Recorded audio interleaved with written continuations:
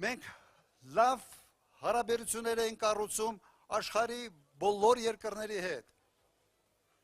Ռազմավարական հարաբերություններ Ռուսաստանի հետ, Եվրոմիության հետ, անդամակցել են բազմաթիվ միջազգային կազմակերպություններին, երբեք մեկը մյուսին չհակադրելով, հասկանում եք, չհակադրելով։ Մենք այն ժամանակ արդյունավետ բանակցություններ ենք վարում Արցախի հարցի կարգավորման շուրջ։ Եվ այդ բանակցությունները